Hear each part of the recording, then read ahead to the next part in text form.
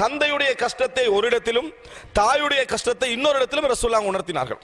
ரசூல் ஸல்லல்லாஹு அலைஹி வஸல்லம் இடத்திலே ஒருவர் வந்து கேட்டார், மன் அஹக்குன் நாஸி பிஹுஸ்னி சுஹ்பதி, நான் சிறந்த முறையில் நடந்து கொள்ளுக்கு மிகவும் தகுதியானவர் யாரு? ரசூலுல்லாஹ் என்ன சொன்னாங்க? தாய் என்று சொன்னார்கள். சும்மமன் 3 முறை கேட்ட நேரத்தில் தாய் என்று சொன்னார்கள். 4வது யார்? தந்தை என்று ரசூலுல்லாஹி ஸல்லல்லாஹு அலைஹி வஸல்லம் சொன்னார்கள்.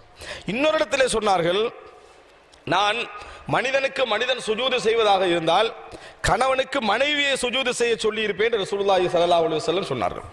அப்படி என்றால் கணவனுக்குள்ள ஒரு சிறப்பை ரசூல் ஸல்லல்லாஹு அலைஹி வஸல்லம் இந்த இடத்துல விளங்கப்படுத்துகிறார்கள். தந்தையான நிலையில் அல்லாமல் கூட கணவனுக்குள்ள சிறப்பை விளங்கப்படுத்துகிறார்கள்.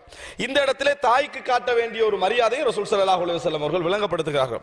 எனவே அன்புள்ள சகோதரர்களே, கண்டிப்பு எனும் குணத்தை தான் அல்லாஹு தஆலா ஒரு தந்தையிலே நிரப்பமாக படைத்து வைத்திருக்கிறார்.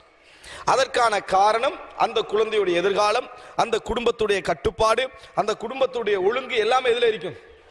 ஒரு தந்தையில தான் தங்கி இருக்கும் என்பதனால, முன்மாதிரி என்பது அந்த தந்தையில தான் தங்கி இருக்கும் என்பதனால் அல்லாஹ் தஆலா அப்படி வைத்திருக்கிறான். எனவே ஒரு தாயுடைய உணர்வு எவ்வளவு வேகமாக புரிந்து கொள்ளப்படுகிறதோ அதே வேகத்தில் ஒரு தந்தையுடைய உணர்வை புரிந்து கொள்ள முடியாது. ஒரு தந்தை உணர்வுகளை வெளிப்படுத்த மாட்டார். எத்தனையோ குடும்பங்களை நீங்க பார்க்கலாம். ஒரு குற்றச்சாட்டு இருக்கும், என்ன தெரியுமா? அவர் எதையும் கணக்கெடுக்கிறது இல்லை, அவர் குடும்பத்தில் ஒழுங்கு கிடையாது, அந்த குடும்பத்துடைய எதிர்காலத்தை பற்றி கவனம் எடுப்பது கிடையாது அப்படி என்று சொல்வார்கள். ஒரு தந்தையால் உணர்ச்சி வசப்பட்டு அழுதுன்னு அப்படி அல்ல அப்படின்னு நிரூபிக்க முடியாது.